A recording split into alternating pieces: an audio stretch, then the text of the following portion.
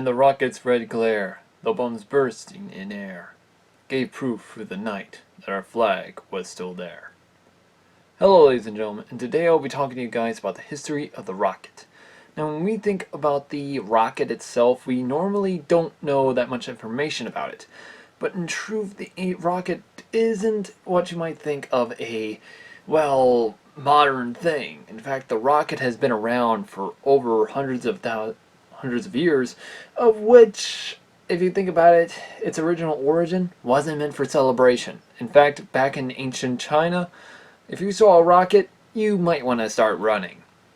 In fact, the ancient Chinese created the first type of rocket system, of which, since they were the creators of the, well, gunpowder, and in the process, the rocket was actually one of them. Now, in truth though, the rocket is symbolized as a version of being a type of symbol of, well, you guys might get it, a symbol of, well, celebration. But in truth, in times of war, the Chinese used the rocket to full efficiency. In which, in doing so, the Chinese, in the process, created the bamboo rocket. Now, the bamboo rocket is one of the weird and cheapest quality type of, well, weapons you can ever get. And I hear you guys already, Templar, why would they go for a rocket? They could just go for a cannon. Well, that's the thing. To technically use a cannon, that would technically cost, for every, say, 5 or say 1,000 rockets you could afford, you can only pretty much afford one cannon. You see the point here. And that's not even adding the amount of firearm, the amount of, well, cannonballs and such. And plus, at the time, China was pretty much at the Warring States period, meaning they didn't want to technically blow down a castle wall and in the process having to deal with their enemies from the outside, then come and attack them. Which I'm seeing why the Europeans rather choose the hard way, using the cannonball rather than the rocket, seeing as though if the Europeans use the rockets, then in the process we might still have walled cities today. So this makes you wonder what it might have looked like back then.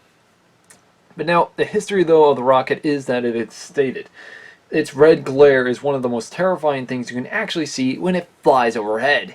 And in the process, if it blows up. In the process, it will blow up either overhead, or in the process it lands right in the center of town and blows up. Now I hear you guys already. Templar, what's it supposed to do? Well, it's kind of like this. How would you guys like it if you saw, say, oh, I don't know, a big giant rocket coming towards you, and in the process it blows right up right in front of your house? Yeah, that's right, I don't think you would want that either. But of which the Chinese used hundreds of thousands of these to actually both fight against invading Mongols, or including fighting against themselves.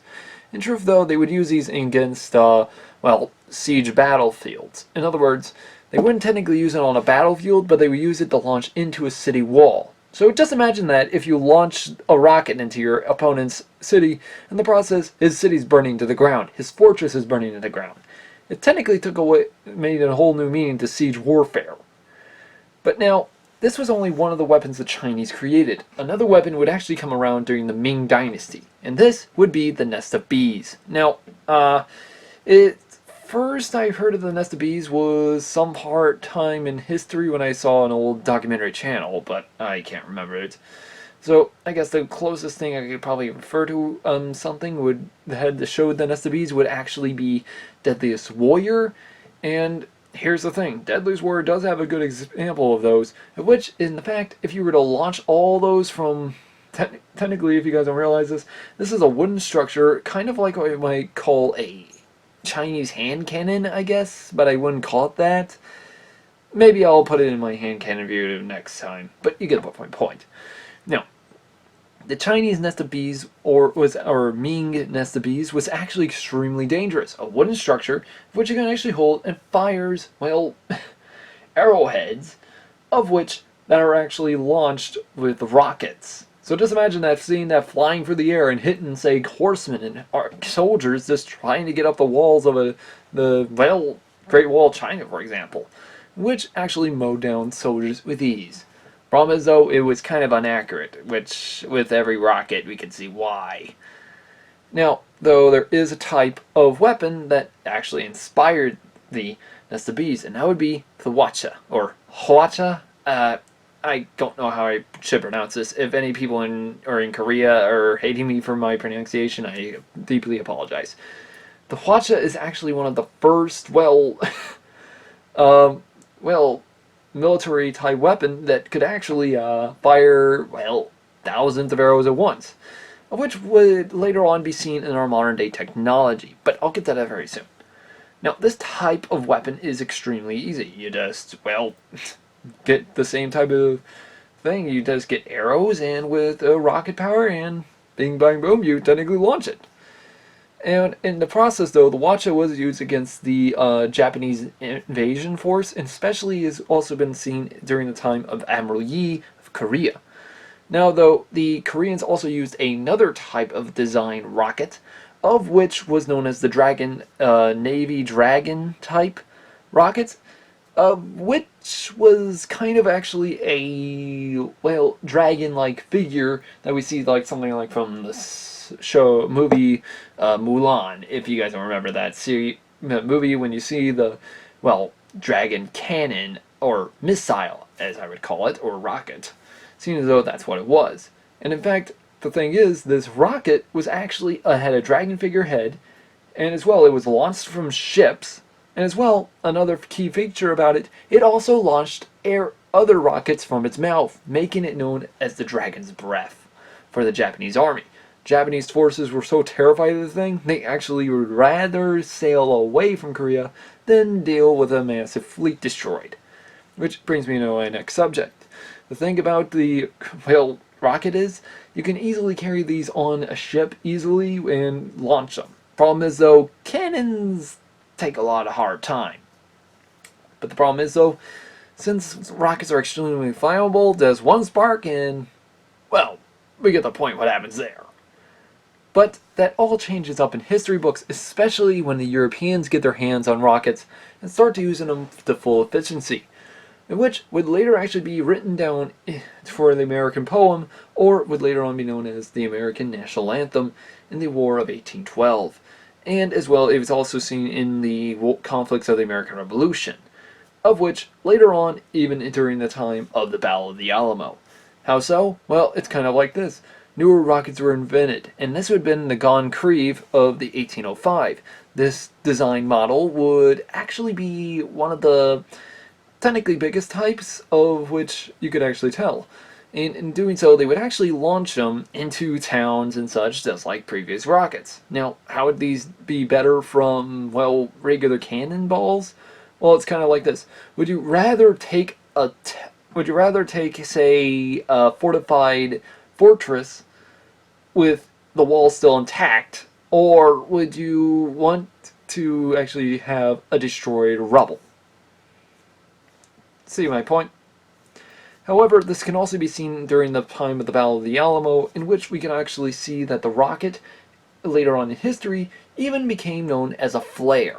In fact, flares were actually, shot over castles or fortresses at this point, in which the rocket's red glare was actually a big sign, in which this thing would actually deploy a makeshift parachute, I guess you could call it that, which would just, float.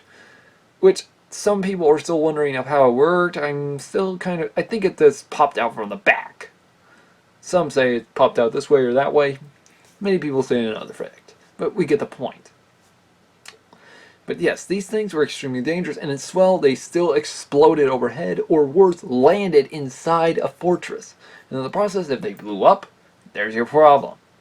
You're going to end up having your own forces having to, take care of a fire, or worse, take care of wounded men. So, which would you rather go with? A rocket that technically you don't have to exactly lose hundreds of men, or just in the process, and as well, you don't have to worry about a pile of rubble, or go with a cannon that blows a hole in the wall. See my point? But as well, there was also another rocket that later came around in 1846, known as the Hale, of which is known to have a spinning propeller on the back end, kind of like what we might see with, a propeller in a boat. Now, this little propeller is extremely cool because of the fact it made it aerodynamic, and as well, it went further and farther. Another scary part about it is by the time of the American Civil War, these were used on the South, which was probably a real big problem there. But that's technically the thing, though. These two types of rockets were still even seen during World War One, and that's saying something. If these two rockets are still being used by World War One soldiers in the trenches, just think of how dangerous these things really were. But by the time we reach World War Two, new type of rockets were invented, and these were in bazookas, of which would be the most famous types of being the Panzerschreck or Panzerfaust, used by the German forces, or including used by the American forces, known of which it was called as the, if I remember correctly, it was actually labeled the 10 or no wait, M2 something. It was known as pretty much as a famous weapon in which it was known as the M1, A1, and M9 and M1 bazooka. Yes, there are a lot of M's in this. Don't get me started. Which fires a 60mm round rocket, of which was able to penetrate deep into, well, a tank. Which, if you think about it, was kind of a good thing. Now, the Panzerfaust and the Panzerschreck used by the Germans, this was a different type of rocket warhead, of which was technically, well, just fire, just like a bazooka, except, well, lighter and portable, which would later give way to the Russian RPGs, or as in other terms, rocket-propelled grenades. Now, that's actually only scratching the surface, though, of which the Germans and the Russians also used another version of the Hwacha in history. The Germans used what they call a... Sorry if any of you guys are going to be pissed with my German. It's technically a Nulmenwerfer, but Americans kind of called them a Panzerwerfers, in which were extremely dangerous. Or as well, Americans even nicknamed them Screaming Mimes, of which, if you think about it, it kind of rings to its name. It fires like a bunch of rockets all in one area, in which blows up, and if you think about it, you're technically going to be dead. But as well, the Russians had their design version, of which was known as the Katyusha rockets, or Katyusha. Bleh. I'm sorry for any people in Russia or Slavic-speaking lands. I apologize if I couldn't get it right. But anyways, the Katyusha rockets were actually extremely dangerous in Russia, as well as pretty much in, well, post-war World War II. As well, these type of rockets were extremely dangerous, and if you had these things land on you, these were a lot more dangerous than, well, the German watches. But now, the Germans created the first, well, dangerous most rocket we know about today would be the V1 and the V2s, of which could have easily hit the United States, or including the British coastlines, or as well, were even stated to have even been used on the Normandy coastline. In fact, it's stated that many of these rockets were fired onto London and including parts of other enemy territory, but not many of them were actually fully workable.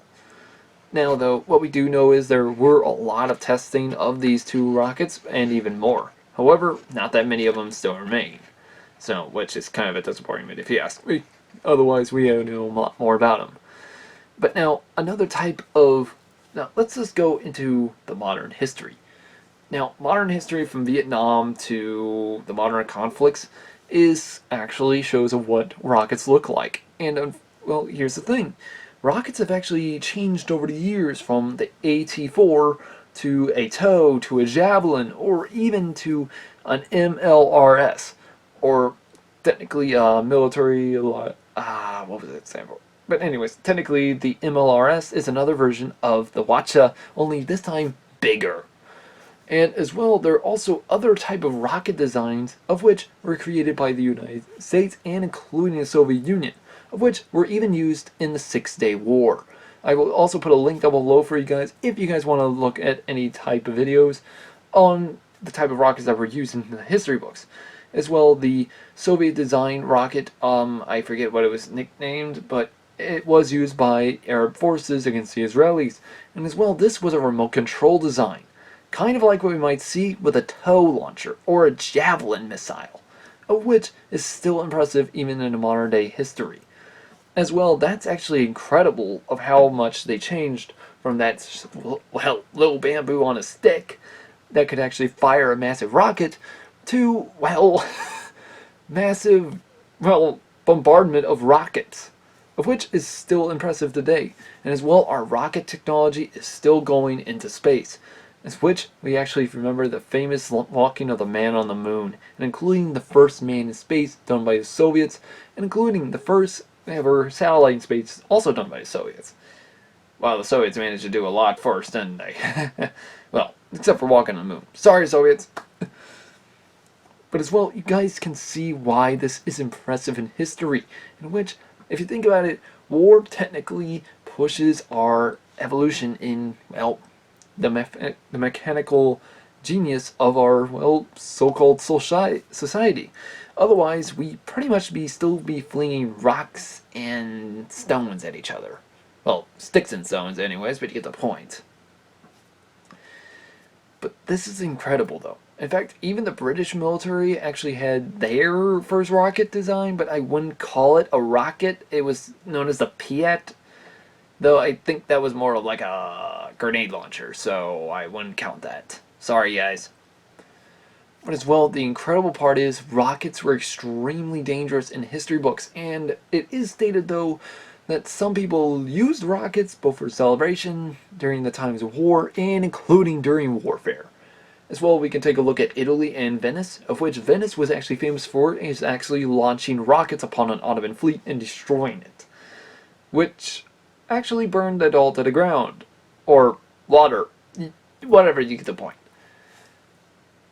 But the incredible part is that the rocket design, of which changed both world and American and Chinese, Russian, German, anybody around the world, of which all created from early Chinese bamboo rockets, of which evolved from that into modern military design weaponry. So you gotta admit, though, these rockets were extremely dangerous, but were extremely beautiful. But of which you guys might wonder, okay, who was the first man to get into a rocket? Well, that would actually belong to a Chinese man, of which strapped himself to a chair for some reason with the thousands of rockets. Many say he either blew up or just launched himself. I don't know which one is which, but it sounds funny as hell. But I do know that Mythbusters actually did try and see if it was true or not. But yeah, that's kind of the hard part to explain. But yeah. As well, guys, as I said, I will leave links down below for videos on the history of rockets, or as well conflicts that the rockets that I informed you about were seen in. As well, guys, I will also leave a link to my Facebook page of Celtic Templar on Facebook, so that way you guys can get more information about these type of rockets. And that way, hopefully, guys, you can help the channel grow. Also, subscribe, like this video, and as well, comment of what do you want me to cover on the American Revolutionary Era. As well, guys, if you also want me to talk about anything related to, say, such and such. And as well, also, guys, remember to share this with your friends, so that way they can help the channel grow. And as well, hopefully they can become Templars as well. Anyways, guys, this has been Templar. Have a good day, and happy 4th.